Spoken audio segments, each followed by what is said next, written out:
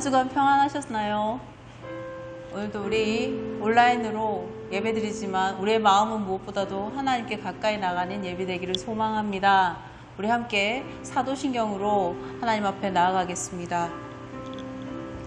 전능하사 천지를 만드신 하나님 아버지를 내가 믿사오며 그 외아들 우리 주 예수 그리스도를 믿사오니 이는 성령으로 잉태하사 동정녀 마리아에게 나시고 본디오 빌라도에게 고난을 받으사 십자가에 못 박혀 죽으시고 장사한 지 사흘 만에 죽은 자 가운데서 다시 살아나시며 하늘에 오르사 전능하신 하나님 우편에 앉아 계시다가 저로서 산자와 죽은 자를 심판하러 오시리라. 성령을 믿사오며 거룩한 공회와 성도가 서로 교통하는 것과 죄를 사해 주신 것과 몸이 다시 사는 것과 영원히 사는 것을 믿사옵나이다.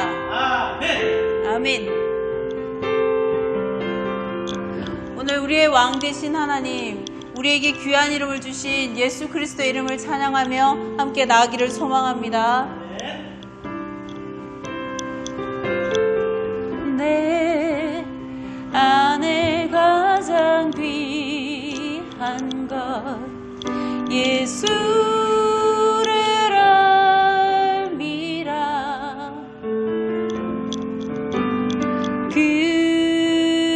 금은보다 더 귀한 것 예수를 알미라.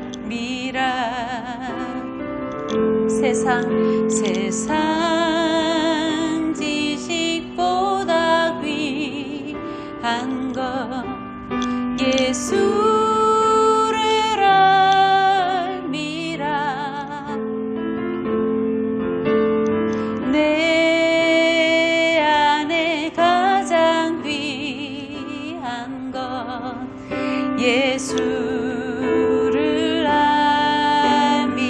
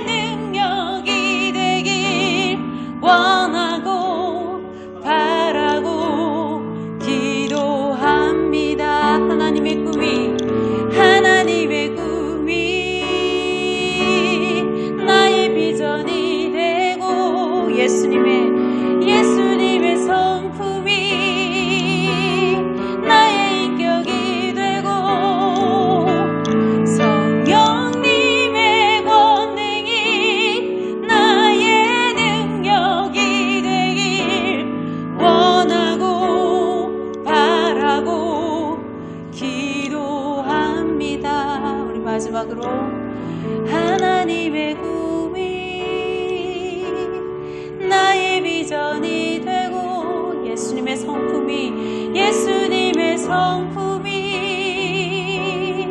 나의 인격이 되고 성령님의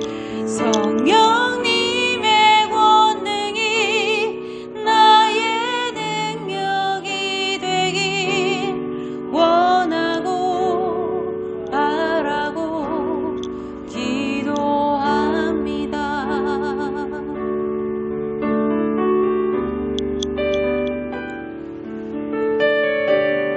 이 시간 우리의 한 주의 삶을 돌아보면서 함께 기도하며 나아가는 시간을 가지도록 하겠습니다. 여러분 한 주간 어떻게 사셨습니까? 주님께서 여러분의 마음을 만져주시는 시간을 주님 때문에 살 힘을 얻는 한 주를 보내셨습니까? 혹시나 넘어지기도 하고 세상의 여러 가지 얘기로 인하여 마음의 낙심을 가지고 이 예배 자리에 앉아 계시진 않으십니까? 우리의 마음을 잠시 다 내려놓고 주님의 말씀에 집중하는 시간이 되었으면 좋겠습니다. 하나님은 우리의 과거를 받아주시고 그리고 우리의 새로운 미래를 허락하시는 하나님이십니다. 오늘 이 예배가 여러분의 과거를 하나님의 은혜로 다시 정리되어지고 그리고 하나님 앞에 더욱 나아가 주님의 은혜를 강렬하게 느낄 수 있는 귀한 시간이 되었으면 좋겠습니다. 이 시간 우리의 예배 가운데 기도함으로 주님의 은혜를 구하고 이 예배 가운데 듣길 원하는 여러분의 마음을 쏟아내는 귀한 시간이 되었으면 좋겠습니다. 함께 기도하며 이 예배 가운데 들어가도록 하겠습니다. 같이 기도드리겠습니다. 하나님 감사합니다. 오늘도 우리 사랑하는 가온 식구들과 함께 주의 음성을 듣고자 이 자리에 앉아 있습니다. 세상의 거친 풍파 속에서 한 주의 삶을 정리하고 이 자리에 앉았사오니 주여 오늘 또 말씀하시는 하나님의 은혜가 우리 가운데 나타나게 하여 주시고 주님의 음성이 우리의 귀에 우리의 마음에 다시 들어옴을 통하여서 우리의 생이 다시 한번 회복되는 귀한 시간이 되어지길 기도합니다. 하나님 오늘도 주님 앞에 갈급함을 가지고 이 음성을 들으며 하나님 앞에 말씀 가운데 나아가고자 합니다.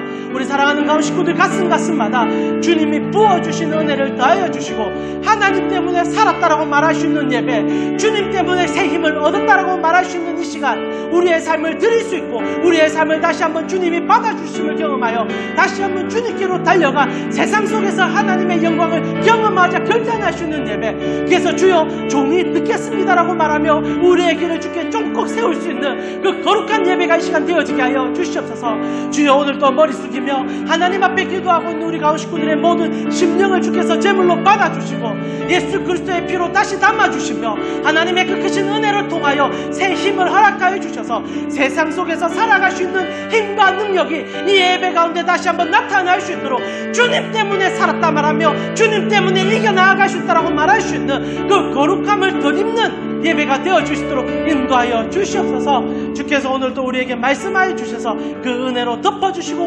은혜를 더하여 주셔서 우리로 살게 해주실 것을 믿습니다. 이 모든 기도 우리 주 예수 그리스도의 이름으로 기도합니다. 아멘. 오늘 우리에게 주시는 하나님의 말씀은 마가복음 10장 46절에서 52절 말씀입니다. 마가복음 10장 46절에서 52절 말씀입니다. 우리 신약성경 72페이지 여러분의 성경 다 찾으셔서 펼쳐서 함께 보셨으면 좋겠습니다. 마가복음 10장 46절에서 52절까지 72페이지쯤 됩니다. 우리 함께 한 구절씩 교독하는 마음으로 함께 읽었으면 좋겠습니다. 제가 전체적으로 다 통독을 하도록 하겠습니다. 그러나 여러분 저와 함께 한 절씩 한 절씩 여러분의 목소리로 따라 읽어주시면서 마지막 구절은 저와 함께 다 같이 읽을 수 있도록 그리하도록 하겠습니다. 우리 46절부터 52절입니다. 함께 주님의 말씀을 봉독해 올리도록 하겠습니다. 그들이 여리고에 이르렀더니 예수께서 제자들과 허다한 무리와 함께 여리고에서 나가실 때에 디메오의 아들 맹인 거지 바디메오가 길가에 앉았다가 나사렛 예수시란 말을 듣고 소리질러 이르되 다윗의 자손 예수여 나를 불쌍히 여기소서 하거늘 많은 사람이 꾸짖어 잠잠하라 하되 그가 더욱 크게 소리질러 이르되 다윗의 자손이여 나를 불쌍히 여기소서 하는지라. 예수께서 머물러 서서 그를 부르라 하시니 그들이 그 맹인을 부르며 이르되 안심하고 일어나라 그가 너를 부르신다 하매 맹인이 겉옷을 내버리고 뛰어 일어나 예수께 나아오거늘 예수께서 말씀하여 이르시되 내가 무엇을 하여 주기를 원하느냐. 맹인이 이르되 선생님이여 보기를 원하나이다. 예수께서 이르시되 가라 내 믿음이 너를 구원하였느니라 하시니 그가 곧 보게 되어 예수를 길에서 따르니라. 아멘. 코로나로 인해서 여러분 아마 가정에서 예배 드리는 것이 잘못 또 불편할 수 있으리라 생각합니다. 그러나 하나님 앞에 나아가는 귀한 시간입니다. 세상 속에서는 우리가 비대면으로 예배를 드려야 된다고 얘기하지만 여러분 비대면이지만 하나님과는 더 깊은 대면의 시간이 되어지기를 정말 기도합니다. 저는 오늘 예배를 혼자 드리지 않습니다. 그래서 혼자 드리려고 했는데 우리 허성 교사님께서 또 먼저 찾아오셨어요. 예배 시간에 오셔서 미리 준비하고 계셔서 오늘 이렇게 함께 예배 드릴 수 있는 시간이 되어서 저는 너무너무 행복합니다. 여러분 우리가 비록 영상으로 예배 드리지만 같은 자리에 있는 그 마음으로 하나님 앞에 나아가는 정말 주님만 배울 수 있는 귀한 예배 시간 되었으면 좋겠습니다. 오늘 우리는 제발 눈을 뜨시오라는 제목을 가지고 하나님 말씀 같이 나누도록 하겠습니다. 여러분 오늘 본문은 정말 여러분이 교회 생활을 제법 하신 분들은 한 번쯤은 들어보셨던 그 바디메오라는 인물의 얘기입니다.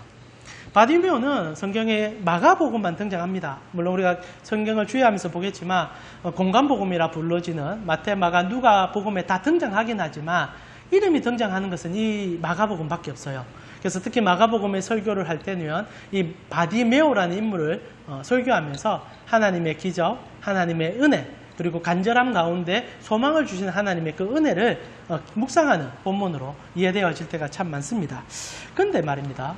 저희가 오늘 이 설교를 들어가면서 하나님의 음성을 듣는 이 귀한 시간에 사실 저는 오늘 본문을 주의하면서 설교도 많이 참조를 했거든요.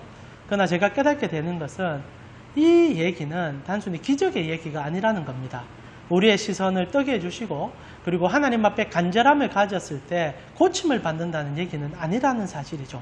먼저 우리는 이 본문의 주제를 붙잡으면서 본문 속으로 좀 들어갈 필요가 있습니다. 사랑하는 우리 가운데 식구 여러분, 바디메오의 이 얘기에 특히 마가가 전달하고 싶은 주제는 다른 어떤 주제도 아닙니다. 단 한 가지 주제를 위해서 기록되어 있고 그것은 믿음입니다. 이렇게 얘기할 수 있는 것은 오늘 보면 마지막에 바디메오와 예수님의 대화에서 나오는 한 가지 주제의 도출 때문입니다. 우리 같이 한번 보았으면 좋겠는데요. 마가복음 10장 51절에서 52절입니다. 제가 한번 읽어드리겠습니다. 눈으로 한번 따라 보시면 좋겠습니다. 예수께서 말씀하여 이르시되 내게 무엇을 하여 주기를 원하느냐? 맹인이 이르되 선생님이여 보기를 원하나이다. 예수께서 이르시되 가라 내 믿음이 너를 구원하였느니라 하시니 그가 곧 보게 되어 예수를 길에서 따르니라. 오늘 본문의 핵심이 이 짧은 구절에 다 들어있습니다. 여러분 예수님께서 시각장애인인 바디메오를 고쳐주시는데 손을 물어봐요. 근데 바디메오가 하는 얘기가 있습니다. 즉시 눈을 뜨고 싶다는 얘기를 하죠. 우리는 이것을 가지고 눈 뜨는 얘기나 기적과 그리고 우리의 소망이 어떻게 성취되느냐 설교를 많이 하지만 주님이 바디메오의 얘기를 듣고 풀어주는 그 얘기의 결론은 그렇지 않다는 겁니다. 여러분 보시는 52절에 보니까 주님이 이런 얘기를 해요. 예수께서 이르시되 가라 내 믿음이 너를 구원하였다라고 얘기한다는 겁니다. 실제로 바디메오와 예수님의 대화의 핵심은 기적을 베풀어서 누군가가 고침을 받았냐라는 얘기가 아니라 믿음으로 고침을 받았고 그 믿음이 바디메오를 살렸다라는 주제를 갖고 있다는 거죠. 오늘 본문의 핵심은 어떤 믿음을 갖고 사느냐라는 질문과 함께 이 땅을 살아가는 그리스도인이 참으로 의지해야 될 믿음이 무엇인지를 우리에게 가르쳐 주는 본문이라는 사실입니다. 오늘 설교는 실제로 문맥 가운데서 좀 볼 필요가 있습니다. 단순하게 바디메오의 얘기만 끄집어내어서 보며 기적으로 마무리되어져요. 그래서 우리의 많은 문제점을 주께 기도하며 치료받을 수 있다고 얘기하지만 실제로 그런 얘기는 아닙니다. 우리는 마가복음을 전체적으로 계속 보고 있습니다. 너무나 감사하게 우리는 앞에 어떤 얘기들이 진행되는지 설교 가운데 들으셨어요. 혹시나 듣지 못하신 분들도 이 흐름 가운데 있는 얘기를 어느 정도는 붙잡고 하실 것 같습니다.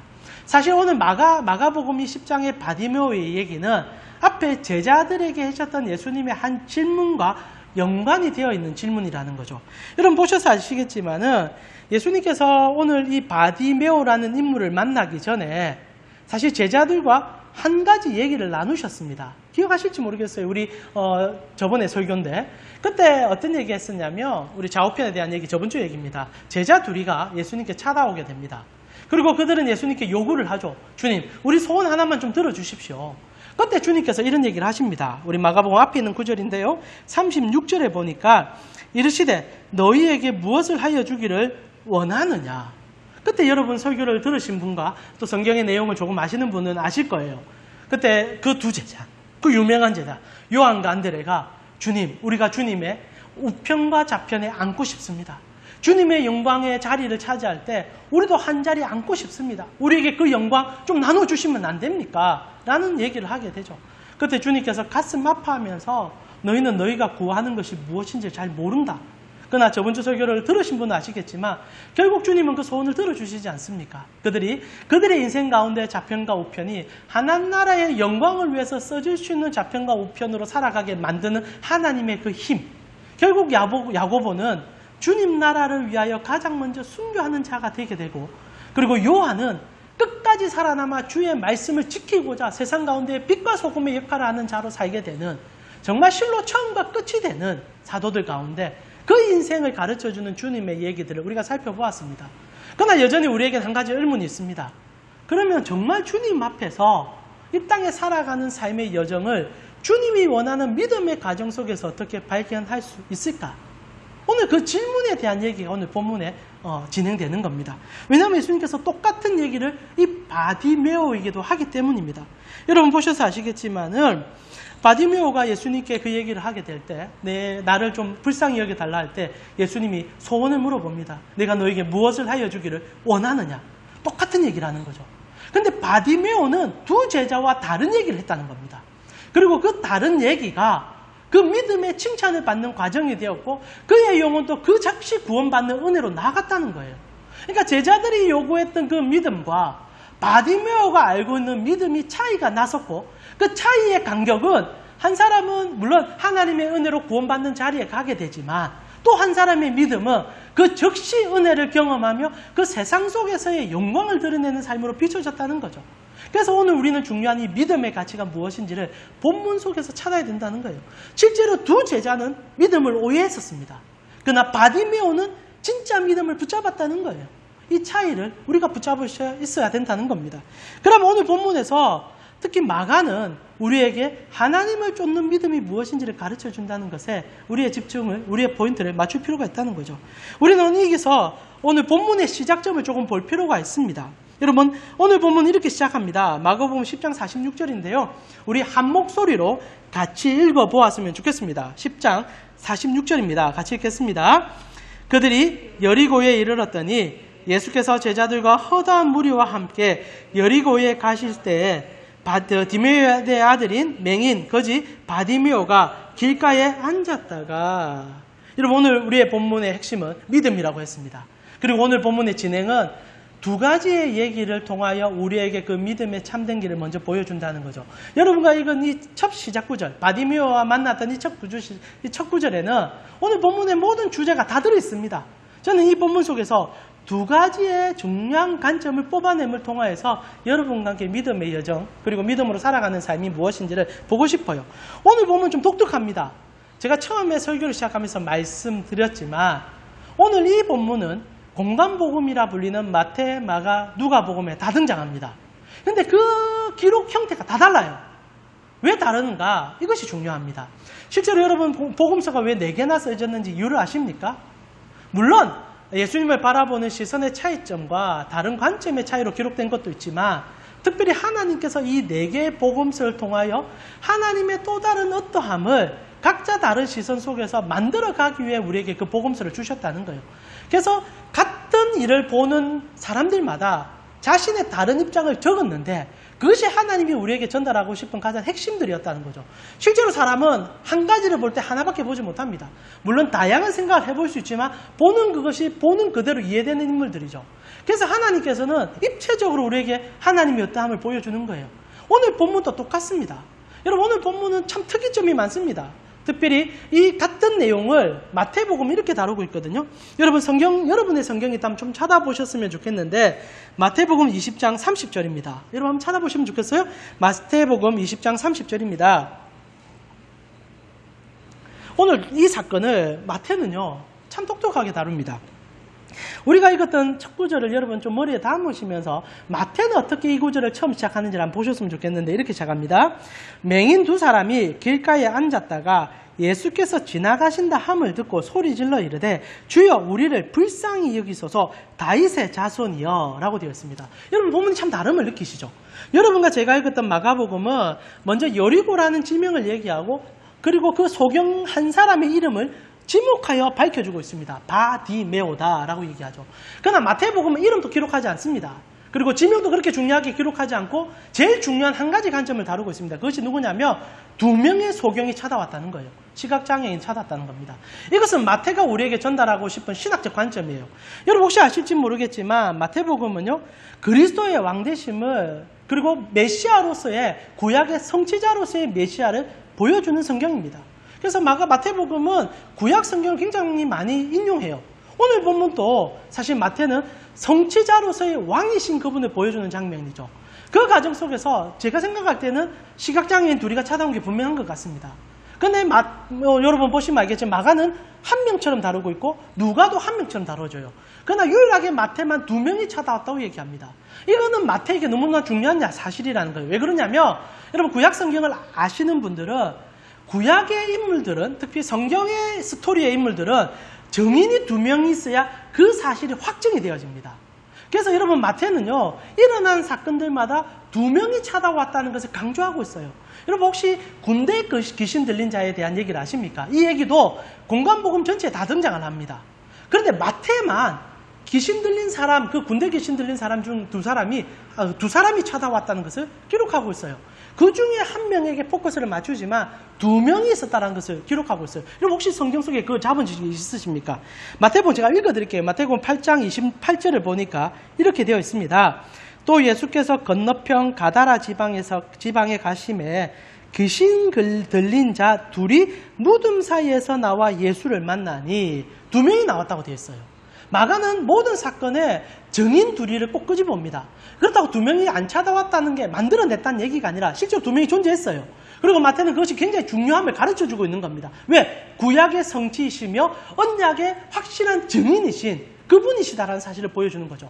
그런 관점에서 이 소경의 사건, 시각장애의 사건은 마태가 구약의 성취로서 다루는 장면이라 이름도 그렇게 기록하지 않고 다른 것도 또 좀 생략하고 그 사건만을 전달하고 있습니다. 그런데 누가는 또 달라요. 누가는 이렇게 기록합니다. 같은 사건인데요. 누가복음 18장 35절입니다. 여러분 성경 있으시니까 또 한번 찾아봅시다. 같은 사건이니까. 누가복음 18장 35절이에요. 한번 찾아보실까요? 예, 제가 읽어드리겠습니다. 여러분 찾으시면서 눈으로 같이 따라 보셨으면 좋겠어요. 여리고에 가까이 가셨을 때에 한 맹인이 길가에 앉아 구걸하다가, 여러분 누가복음과 마가복음은 내용이 거의 흡사합니다. 그런데 누가복음은 의도적으로 사람 이름을 가르쳐주지 않아요. 그런데 장소는 굉장히 중요시 여기고 시각장애인 것을 더 부각을 시킵니다. 이건 누가의 신학적 관점이에요. 예수 그리스도께서 이 땅에 오셨을 때 예수 그리스도께서는 소외된 자들의 이웃이 되어주기 위해 찾아왔다고 누가는 우리에게 가르쳐줍니다. 하나님이 우리에게 온 것은 우리의 삶을 풍족하게 해주기 위함인데 이것이 단순히 부자 되게 해주고 잘 먹고 잘 살게 해주기 위함이 아니라 우리의 눈물과 그리고 아픔의 근원을 해결해 주시고 그 아픔 속에서 하나님의 나라가 어떤 것을 가르쳐주는 그 메시아로서의 관점을 누가는 굉장히 강조시해요. 그래서 여자들의 아픔, 그리고 고아와 그리고 그 시대의 어린아이들의 그 아픔들, 그것을 누가는 다 고발해 주면서 이거 다 하나님이 치료해 준다. 그것을 가르쳐 주거든요. 그런 관점에서 누가의 이 같은 기록에서는 이 시각장애인을 더욱더 부각시키고 있다는 거죠. 그러면 마가는 왜 유일하게 그 시각장애인의 이름을 끄집어 왔냐라는 얘기를 우리는 질문해야 된다는 거죠. 우리는 함께 이 공강복음을 비교해 보면서 왜 유독 마가만 그 사람의 이름을 가져왔을까? 그랬을 때 마가는 그 이름 속에서 오늘 본문에 뜻하는 바를 집어넣어 놨다는 겁니다. 여러분 그걸 발견해낼 수 있어야 된다는 거죠. 나아가 모든 공간복음을 비교할 때 마가는 더욱더 이 장소도 중요하게 여깁니다. 예수님께서 한 장소에서 그 일을 행했다. 그 장소가 어딥니까? 여리고성이라는 거죠. 여리고에서 일을 행했다. 그리고 예수님께서는 여리고에서 바디메오라는 한 인물을 만났다. 마가는 이것을 던지고 우리에게 신학적 가르침을 주고 있다는 거예요. 그래서 오늘 믿음을 알기 전에 이 두 가지의 얘기를 왜 마가는 특별하게 콕 집어서 우리에게 전달하는지를 발견해 볼 필요가 있다는 거죠. 여러분 먼저 이름을 한번 살펴봤으면 좋겠습니다. 오늘 유일하게 마가만 그 이름을 가르쳐주고 있거든요. 그 이름이 뭡니까? 바디메오입니다. 그런데 오늘 여러분 본문을 46절을 보시면 독특해요. 이름을 다루는데 뭐라고 되어 있습니까? 여러분 한번 따라 보십시오. 여리고에서 나가실 때에 디메오의 아들인 맹인 거지 바디메오가 길가에 앉아있다라고 기록하고 있다는 거죠. 이름이 디메오의 아들인 맹인 거지 바디메오라는 겁니다. 이 독특해요. 여러분 실제로 여러분 헬라어를 좀 아시는 분들은 이 바디메오라는 뜻이 어떤 이름인지 한 번쯤 설교 가운데 들어보셨을 것 같은데 제가 좀 설명해 드리면 이 바라는 것은 파라라는 것은 아들을 나타냅니다. 아들을 나타내요. 그리고 디메오라는 뜻은 이제 우리가 해석하겠지만 또 특별한 또 뜻을 갖고 있습니다. 그러니까 실제로 디메오의 아들인 바디메오라고 되어 있는데 이 이름 자체가 그러니까 이제 디메오의 아들이라는 이름을 갖고 있는 그 이름이라는 거죠. 독특한데요. 실제로는 디메오의 아들인데 아들의 이름을 사람들이 부르기를 바디메오다. 너는 디메오의 아들이라 부르는 겁니다. 실제로 그것을 디메오가 그래 지었는지는 알지 못하겠습니다. 뭐 우리 외국식 이름 가운데 누구누구 주니어 뭐 이런 이름이 있지 않습니까? 그와 비슷한 뜻인데 그래서 아버지의 이름을 그대로 가져오면서 나는 그분의 주니어다, 아들이다라는 의미를 담듯이 오늘 본문이 그런 의미예요. 근데 본문의 뜻을 알게 되면 이게 단순히 이름만은 아니다라는 것을 깨닫게 됩니다. 여러분 이 바디메오라는 뜻은요. 실제로는 여러분과 제가 읽고 있는 성경은 헬라어로 기록이 되어 있습니다. 그래서 이 헬라어 성경을 보게 되면 이 디메오라는 단어를 헬라어는 해석을 해내는데 어떻게 해석하냐면 이것을 굉장히 좋은 뜻으로 해석해냅니다. 명예, 때로는 존경, 경배 이런 뜻으로 해석해냅니다. 그래서 원어적으로는 티마이오스라는 단어를 쓰고 있습니다. 그래서 티메오라는 단어를 쓰며 명예, 존경 뭐 이런 이제 좋은 의미를 함축하고 있거든요. 근데 문제는 그렇습니다. 그래서 저도 이 사진을 찾아보니까 이 라이프 성경에서도 명예다. 그래서 디메오의 뜻은 명예다 이렇게 함축적으로 설명하는데 문제는 뭐냐면 여러분과 제가 보고 있는 이 성경의 저자들은 헬라어를 썼던 사람들이 아니다라는 거죠. 그러니까 디메오의 이름은 헬라어 이름이 아닙니다. 그럼 원래는 히브리어로 적혀 있었겠죠. 아니면 아람어로 적혀 있을 겁니다. 그러면 이 아람어의 이름이 무엇일까? 음력이 되어서 디메오 이렇게 티메오스 이렇게 되었겠지만 실제로는 히브리어로는 어떻게 불려졌는가를 유추할 필요가 있죠. 그래서 많은 성경 신학자들은 실제로 이 이름은 히브리어 팀에서 음력되어 티메오가 되었다, 티메오스가 되었다라고 봅니다. 그러면 히브리어 티메가 무슨 뜻을 갖고 있느냐 할 때 정말 반대의 의미를 갖고 있습니다. 히브리어 티메는 불경하다라는 뜻입니다. 불경하다. 그래서 하나님 앞에 죄를 짓다. 악한 의미로서의 뜻을 갖고 있어요. 그러니까 이 디메오라는 이름을 우리가 히브리어로 접근할 필요가 있습니다. 왜냐하면 히브리어로 먼저 말이 되었을 것이니까. 그렇다면 이 디메오의 이름은 불경하다는 이름을 갖고 있다는 거죠. 그러면 여러분 우리가 이렇게 추측할 수 있습니다. 어느 누가 자녀 이름을 불경하다 지을 수 있겠습니까? 그래서 마가가 실제로 이 이름을 다룰 때 그 사람이 호칭으로 불려지는 이름을 갖다 쓴 것 같아요. 무슨 말이냐면 실제로 그 사람의 이름이 아니다라는 겁니다. 이렇게 유추하면 돼요. 여러분 잘 보세요. 마가가 무엇을 지금 얘기하는지 여러분 잡아내야 됩니다. 불경이라는 이름을 쓰는 자의 아들이 존재하고 있다는 거예요. 그래서 그 아들이 지금 바디메오라 불린다는 겁니다. 명사가 되어버렸다는 거죠. 불경의 아들이라는 이름을 소유하게 되었다는 거죠. 실제로 그 아들의 삶은 거지였고 그리고 맹인이었고 시각장애인이었고 그리고 구걸하면서 인생을 연명할 수 없는 자라는 거죠. 그러니까 지금 이 마가가 전달하고 싶은 것은 아버지가 불경한 자로 불렸는데 무슨 이유인지는 모릅니다. 다른 이름이 분명히 존재했을 것 같아요. 그러나 그는 하나님 앞에 죄를 지었는지 아니면 공동체 안에서 실수를 했는지 사람들 전체가 그 여리고에 있는 사람 전체가 그 사람을 지칭할 때 불경자라 불렀다는 거예요. 오늘날 우리에게도 그런 일들이 있지 않습니까? 특히 조선시대 때만 따지만 하더라도 가족이 역적죄인이 된다며 그 이름 자체를 박탈당하고 천한 이름을 다시 갖게 된든지 아니면 이마에 죄인이라는 낙인을 찍어서 종살이하게 되는 얘기들을 여러분 들어보셨을 거예요. 이 티메오가 그렇다는 겁니다. 티메오스가 그렇다는 거예요. 이 바디메오라는 인물은 디메오라는 인물이 어떤 불경한 죄를 지었는지 모르겠지만 그 지역사회에서 매도당했고 더 이상 그는 소망이 없는 자라여 이 불경이라는 이름을 소유하게 됐다는 거예요. 근데 정말 무서운 건 이겁니다. 그런 이름을 가지고 살아가는 자인데 자녀를 낳았는데 그 자녀가 시각장애인이 된 거예요. 그러니까 사람들이 웃으면서 낄낄거리면서 봐라 하나님 앞에 불경죄를 지으니 그 아들도 불경이 전달됐다 얘기하는 거예요. 실제로 바디메오는 죄를 짓지 않았을 것 같습니다. 그는 아마 태어날 때 시각장애였는지 알 수는 없지만 여러 가지 아픔 속에서 장애가 생겼을 수도 있고 태어날 때 장애가 있을 수도 있겠지만 그러나 중요한 것은 아버지가 한 실수가 자녀에게 넘겨졌다라고 부르고 있는 장면이라는 거예요. 끔찍한 일이 오늘 기록되고 있는 겁니다. 디메오의 아들 바디메오, 저주의 아들 그 저주자. 오늘 본문이 그런 기록을 남기고 있다는 겁니다. 사랑하는 우리 가운식구 여러분, 오늘 예수님과 만나게 되는 이 여리고는요, 굉장히 중요한 의미를 담고 있습니다. 예수님께서 이 여리고의 사역을 마무리하고 이제 십자가지로 들어가십니다. 여기는 지금 예수님께서 마지막으로 예루살렘 들어가기 전에 거주하신 곳이에요. 그만큼 우리에게 의미하는 바가 크고 마가복음 전체 맹목 안에서도 그 중요한 사실을 가르쳐주고 있으면 여러분 붙잡고 있을 것입니다. 사랑하는 우리 가운식구 여러분, 그 예수님께서 십자가 지기 전에 만났던 한 인물이 아버지의 죄로 인하여 그 이름이 죄인이라 칭함을 받고 있고, 그리고 그의 삶이 그 죄로 인하여 아무것도 하지 못하는 상황 속에서 그 구걸 행위를 하고 있는 자를 보여주고 있다는 거죠. 이 가슴 아픈 얘기예요. 근데 더 재밌는 것은 오늘 이렇게 사람들이 집단적으로 한 사람을 왕따시키면서 부모의 죄를, 성경에서는 부모의 죄를 자식에게 유전시키면 안 된다고 얘기합니다. 우리가 성경을 찾아보진 않겠지만 에스겔 선지자나 예레미야 선지자 같은 경우에도 그 당시에 이것이 습관처럼 남아있었기 때문에 그것이 얼마나 하나님 앞에 죄악됨을 가르치며 부모의 죄는 절대 자식에게 유전되지 않는다. 자식이 하나님 앞에 회복되어 나아가면 하나님이 그 자식을 귀하게 여겨준다고 에스겔 48장에도 그 기록을 남기고 있습니다. 그런데 여전히 이스라엘 백성들은 그 부모의 죄악을 자녀에게 투사시키고 그 자녀가 가지고 있는 그 신체적 장애를 죄의 결과물이라고 칭하면서 그리고 낄낄거리며 그 이름을 마음껏 부르는 시대의 인물들을 끄집어내고 있다는 거예요. 그리고 그 지역이 여리고라는 겁니다. 그것은 굉장히 중요한 사실입니다. 물론 여리고는 예루살렘에 들어가는 진입로의 큰 성입니다.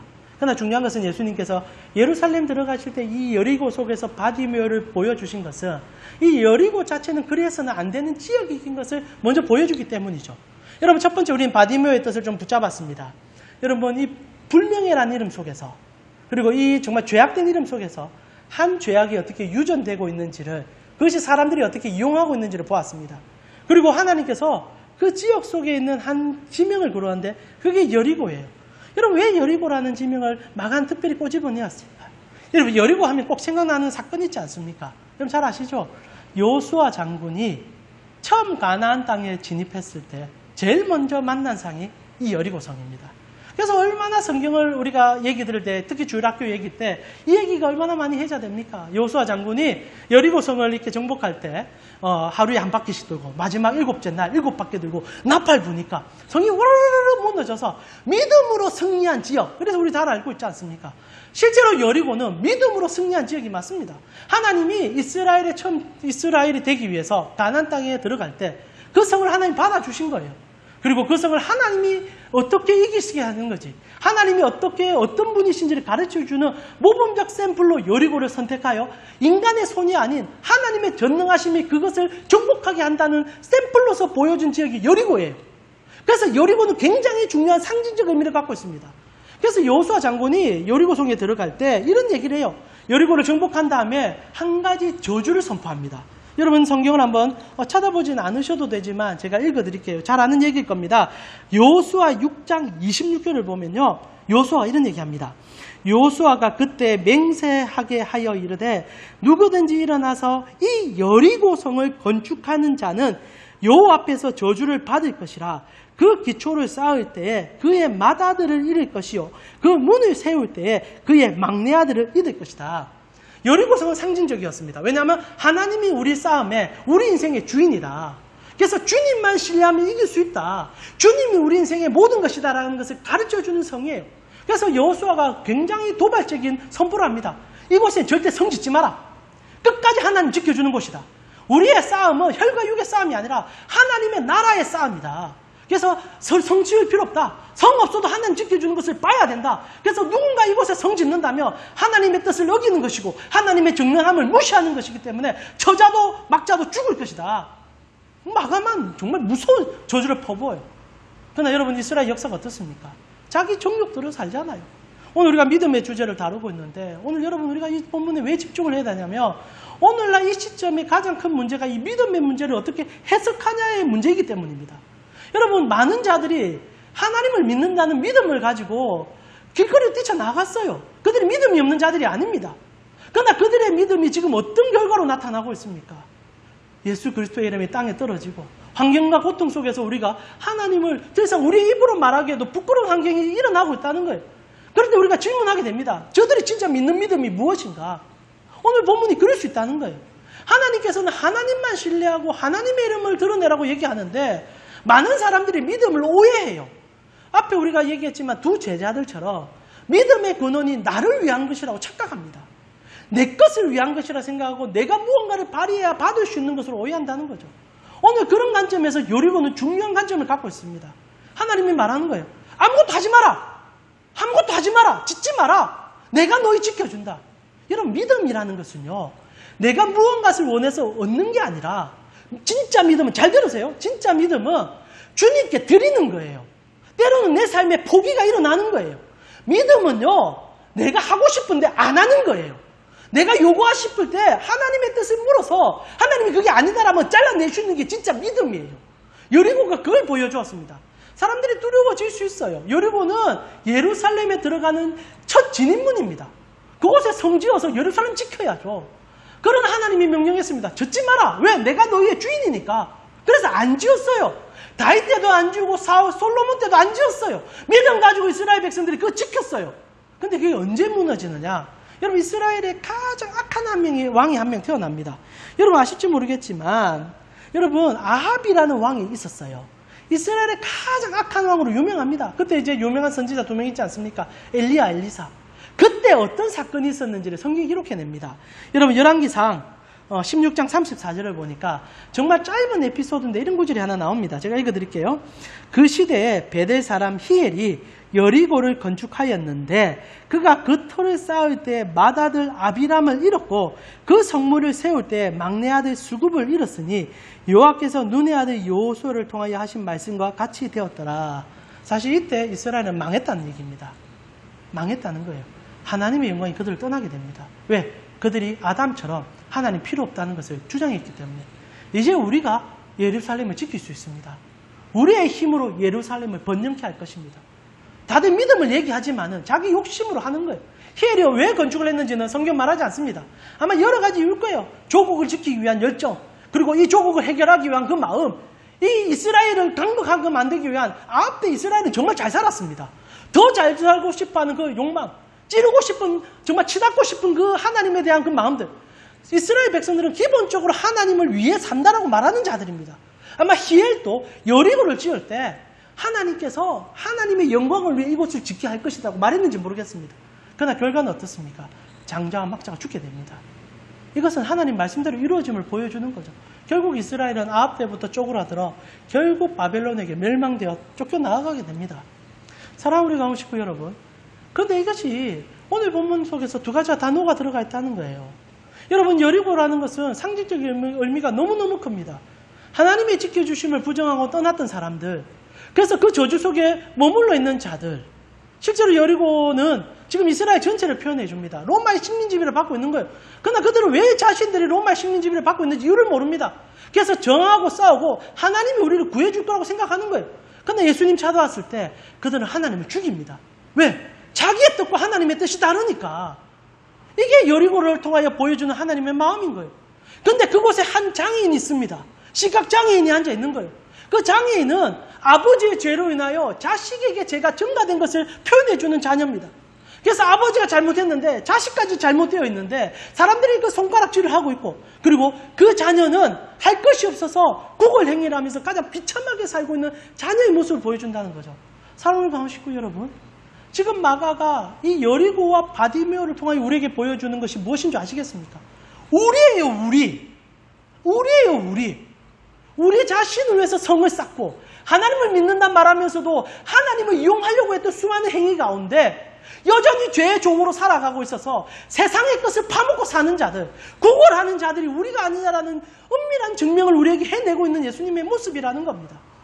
이것은 한 사람을 지칭하는 하는 것이 아니라 인류 전체의 죄악을 보여주는 장면이요, 우리가 어떠함을 보여주는 장면이라는 거예요. 그래서 오늘 예수님께서 이것을 위하여 예루살렘에 들어가고 있다는 겁니다. 예수님이 무엇을 해결해 주는지 아시겠습니까? 다시 한번 우리의 성전 되기 위해서 예루살렘 가는 거예요. 우리 성전 부수고 예루살렘 그래서 폭파시키지 않습니까? 예수님 그 얘기 하잖아요. 내가 그래서 성전을 헐리라. 하나님은 예루살렘의 여리고성에 있는 성을 허무신 분이십니다. 그리고 자신이 성전 되어 주신 분이에요. 오늘 그것을 보여줍니다. 그러면서 거기에 살아가는 한 인생을 보여주는 거예요. 죄로 인하여, 그 죄의 답습으로 인하여 아무것도 하지 못하는 자, 답을 찾고 싶고 살고 싶은데 살 수 없는 자, 특별히 눈이 가려져서 세상의 어떠함을 보지도 못하면서 하나님을 찾지 못하는 자, 그것이 우리가 아니냐라는 얘기를 한다는 거죠. 사랑하는 강원교 식구 여러분, 오늘 이 두 중요한 이 두 단서는 우리의 신앙 전체를 보여주는 한 가지를 보여주게 됩니다.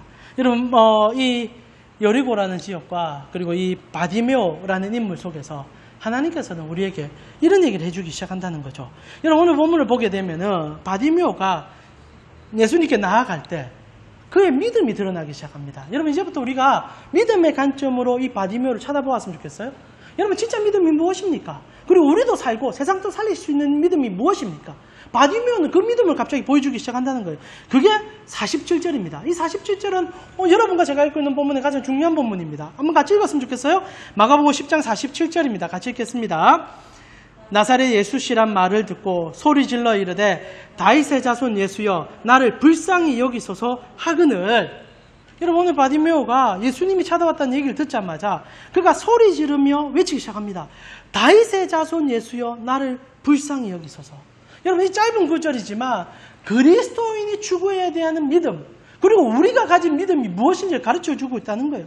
바디메오는 예수가 찾아왔다는 얘기를 듣게 됩니다. 그런데 그 시각장애인이며 거진 바디메오가 그 시대에 그 누구도 하지 못하던 한마디를 던지고 있다는 거죠. 그게 뭡니까? 다윗의 자손 예수란 말입니다. 물론 많은 사람들이 해제하며 그 얘기를 하기도 했었습니다. 그러나 오늘 본문에 예루살렘에서 여리고에서 예루살렘에 들어가는 관점에서 이 마가는 이 정말 중요한 핵심 구절을 하나 더 우리에게 던져준다는 거예요. 이게 믿음이라는 겁니다. 여러분, 이 시각장애인 바디메오에게 있어서의 믿음은 그분이 전능자라는 전제를 갖고 갔다는 겁니다. 여러분, 잘 기억하셔야 됩니다. 지금 바디메오의 믿음은 자기의 병이 고쳐지는 게 첫 번째 우선이 아닙니다. 여러분, 다윗의 아들 예수라는 말은 굉장히 중요한 의미를 함축하고 있습니다. 여러분, 다윗의 아들 예수라는 얘기는요, 구약 전체를 관통하여 오실 그분이라는 얘기를 이 지금 시각장애인이 던지고 있다는 사실이라는 거죠. 사랑하는 우리 강교회 성도님, 믿음의 근본은요, 나로부터가 아닙니다. 지금 바디메오가 요구할 게 많았을 거예요. 나의 눈을 뜨게 해주세요. 나의 눈을 뜨게 해주세요. 소리쳐도 아까운 시간인데 그는 제일 먼저 부르짖는 게 그분의 전능성을 의지하는 겁니다.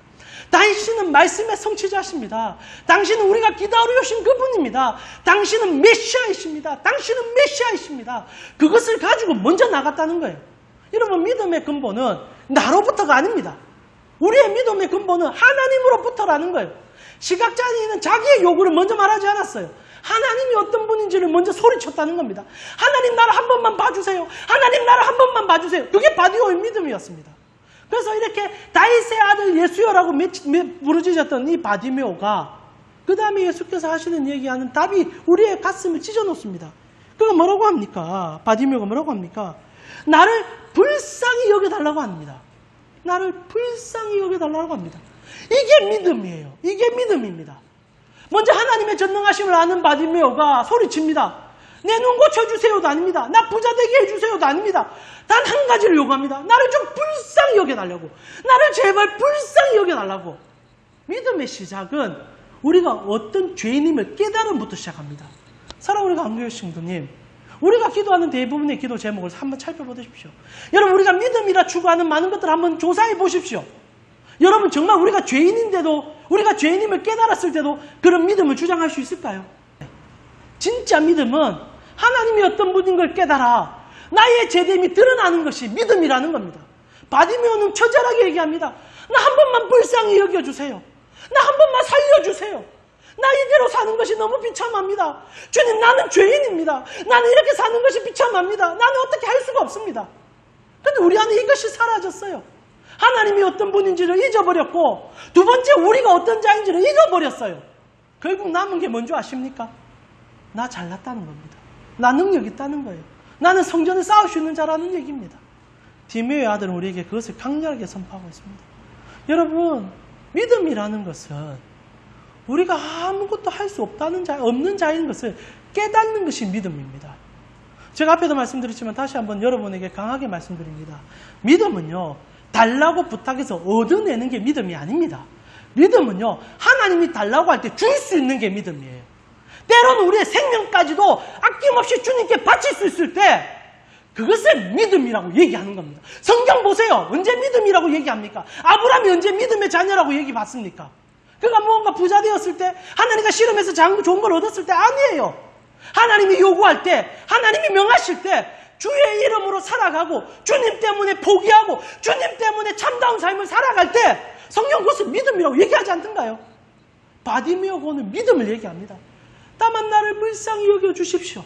다만 나를 불쌍히 여겨주십시오. 오늘 한국교회가 잃어버린 믿음이 여기 있습니다. 그 누구도 나를 불쌍히 여겨달라고 주님께 말 안 해요. 더 달라고 얘기해요. 어떻게 하면 하나님이 해준다 얘기해요. 저기 가면 무슨 뭐가 있다고 얘기해요. 여러분 처절할 정도로 믿음이 사라진 시대입니다. 땅바닥에 엎드려서 이 아픔을 바라보면서 주님 우리는 죄인입니다. 나를 불쌍히 여겨주시고 한국교회를 불쌍히 여겨주십시오라고 말하는 자가 어디 있던가요? 오늘 바디메오는 가장 저주받은 자 같고 가장 불쌍한 인생인데 그는 하나님을 하나님으로 알았어요. 이게 진짜 믿음이라는 겁니다. 그랬을 때 놀라운 일이 일어나요. 주님이 뭐라고 하십니까? 네 소원이 무엇이냐? 그때 맹인 시각장애인 바디메오가 얘기합니다. 눈 한번 뜨게 해주십시오. 눈 한번 뜨게 해주십시오. 여러분 단순히 이 눈이 따진 걸 떠자라는 부탁이 아닙니다. 오늘 마가가 우리에게 하고 싶은 얘기는 영안이 떠져라는 이 얘기입니다. 하나님 보게 해달라는 거예요. 마가 이 디메오가 더 이상 바디메오로 살고 싶지 않다는 겁니다. 자기 인생이 예수님 때문에 눈 뜨고 싶다는 거예요. 예수님 때문에 한번 행을 얻고 싶다는 거예요. 그 강렬한 증거가 뭔지 아십니까? 예수께서 부르실 때 바디메오의 행동에서 등장합니다. 여러분 한번 볼까요? 50절입니다. 정말 중요한 구절이죠. 오늘 모든 구절이 중요하지만 50절도 너무나 우리에게 강렬한 이미지를 심어줍니다. 우리 50절 같이 읽겠습니다. 같이 읽겠습니다. 맹인이 겉옷을 내버리고 뛰어 일어나 예수께로 나아오거늘. 여러분 이 바디메오가요 예수님 부르니까 어떻게 합니까? 자기 겉옷을 벗어버려요. 이거 단순히 그냥 행동으로 좋은 모습으로 그린 게 아닙니다. 굉장히 중요한 신학적 의미를 지금 마가가 기록해주고 있다는 거죠. 여러분 이스라엘에게 있어서 겉옷이라는 것은 생명을 나타냅니다. 여러분 예수님께서 마태복음 5장에 6장에 이 산상수훈을 설교할 때 우리에게 이런 얘기 한번 하시지 않습니까? 누군가 너에게 속옷을 달라면 겉옷도 내어주라. 여러분 실제로 히브리인들에게서 이 속옷보다 겉옷은 더 중요한 가치를 갖고 있습니다. 여러분 겉옷이라는 것은 특히 바디메오 같은 경우에는 구걸하는 입장에서 이 거린의 입장에서 자기가 머물 곳이 그렇게 정해진 인물은 아니었을 겁니다. 그에게 유일하게 생명을 지탱해 주시는 이 겉옷이에요. 여러분 그가 길거리에 잠들 수도 있고 어딘가에 잠들 수 있습니다. 노숙을 할 수도 있을 거예요. 그때 여러분 히브리 날씨는요. 이스라엘 날씨는 낮에는 너무 강렬한데 밤에는요 엄청나게 추워요. 이 기온의 급변차가 너무 커서 밤에 이 겉옷이 없으면 얼어 죽습니다. 물론 우리로서는 그 정도 날씨를 어떻게 얼어 죽냐 하지만 너무나 강렬한 그 날씨에 갑자기 떨어지는 기온 속에서 몸이 견딜 수가 없는 시절이에요. 그러니까 이 바디메오 입장에서 그리고 이 히브리인들 입장에서 겉옷의 가치라는 것은 생명의 가치입니다. 그래서 예수님께서 속옷을 달랬어요. 겉옷을 달라라. 조금 더 주라 이런 얘기가 아닙니다. 주님 앞에서의 생명의 가치로 접근하라는 거예요. 사람 대할 때. 이런 의미죠. 오늘 바디메오가 근데 중요한 얘기를 합니다. 중요한 행동을 합니다. 예수께서 부르시니까 그거 어떻게 합니까? 겉옷을 던져내요. 겉옷을. 무슨 말입니까? 하나님 앞에 자기가 갖고 있는 욕심과 소유욕을 던져 올렸다는 겁니다. 이게 믿음이라는 거예요. 믿음은요. 내가 가장 중요하게 여기는 겉옷마저도 죽게 드리는 겁니다. 바디메오는 그걸 보여주는 거예요. 왜? 그분이 내 눈을 뜨게 해줄 거니까. 그분이 나에게 하나님 나라를 보여줄 거니까. 더 이상 내가 이거 붙잡고 이거 아니면 내 얼어 죽는다. 이거 아니면 내 모든 것이 없어진다. 그거 이제 필요 없다는 거예요. 바디메오는 과감하게 자기 겉옷을 던져놓고 예수의 무릎 앞에 자기 인생을 던집니다. 이게 믿음이에요. 믿음은 얄팍하게 얻는 게 아닙니다. 하나님을 얻고 내 모든 것을 던지는 것을 얘기합니다. 바디메오는 결국 하나님 앞에 칭찬을 받게 됩니다. 사랑하는 우리 가운 식구 여러분 말씀 마무리하고 싶습니다. 여러분 바디메오의 이름은 불경이었습니다. 그래서 여러분 디메오란 뜻이 티메란 뜻에서 불경자라는 얘기를 우리가 해석했습니다. 그러나 저는 이 마가에 정말 재미있는 미터가 들어있다 생각합니다. 여러분 이것이 헬라어로 번역되면 어떻게 된다 했습니까? 명예가 된다 했습니다. 저는요 이 의도적으로 마가는 여러분 아시다시피 바울과 함께 복음 사역을 하시면서 여러분 특히 사도행전에 이방인으로 해서 자기 삶을 드렸던 자입니다. 그렇게 할 때 이것이 헬라어로 번역되고 자기 말이 헬라어로 나올 것을 알고 있었고 헬라인들이 읽을 것을 알고 있었던 것 같아요. 그랬을 때 우리도 동일하게 헬라어로 지금 보고 있듯이 이 티메오 이 바디메오란 뜻은 명예의 아들이 됩니다. 헬라어로 번역하게 되면.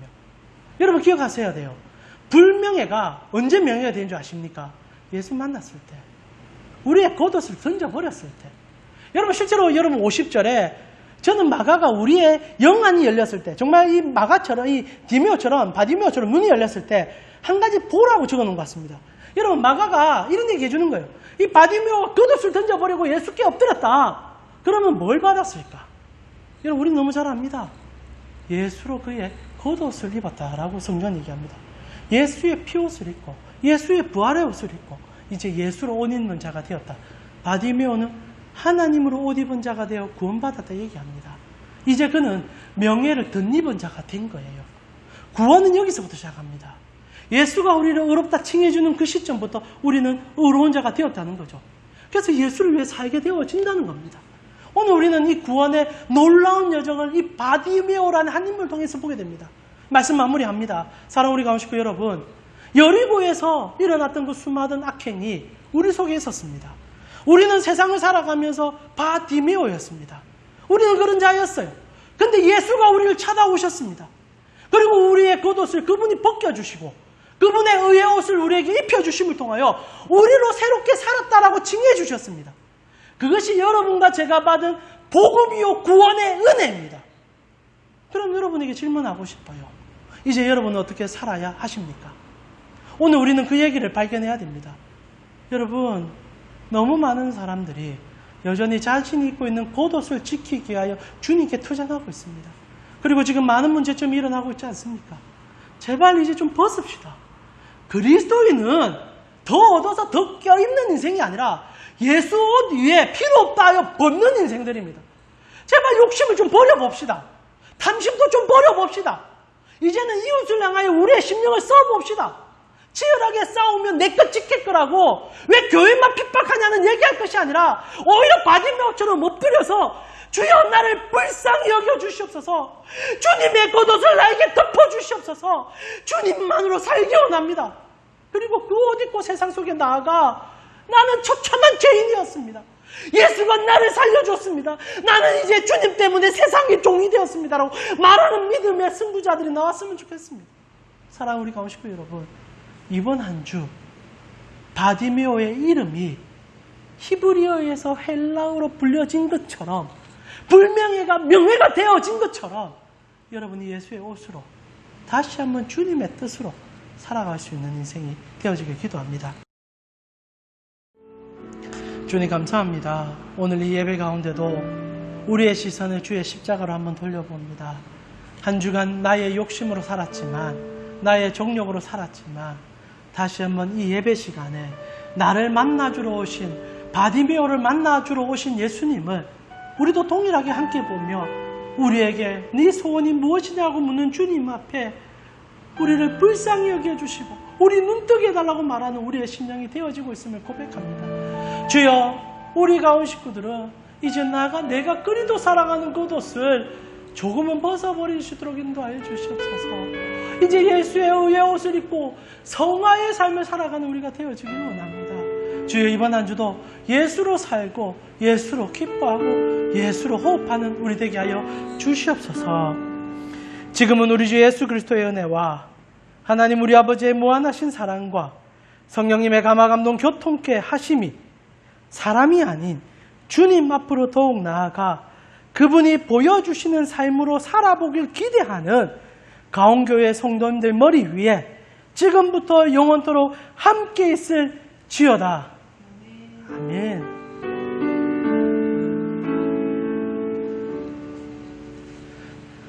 교회 소식 전해드리겠습니다. 오늘 이렇게 허성 전사님하고 함께 예배 드리셔서 너무 좋습니다. 여러분 가정에서도 언제나 경건하게 여러분 예배 계속 드려주셨으면 좋겠고 그 말씀 속에서 살아가시는 여러분 되셨으면 좋겠습니다. 아마 원래는 한 2주 정도 예상을 했었는데 조금 더 길어질 것 같습니다. 지금 더 심해지고 있는 상황이고 우리 어려워지고 있는 상황입니다. 여러분 믿음을 지킬 수 있었으면 좋겠습니다. 여러분이 무언가를 추구하는 믿음이 아니라 예수로부터 시작된 그 믿음을 이번 기회에 꼭 찾으셨으면 좋겠어요. 언젠가 이 예배당에서 다시 볼 날을 기도하고 있습니다. 여러분 힘써주시고요. 여러분의 삶 속에서 하나님의 은혜를 끝까지 찾아가시는 여러분 되기를 축원합니다. 한 주간 또 승리하십시오. 아이고, 너무 안 길었습니까?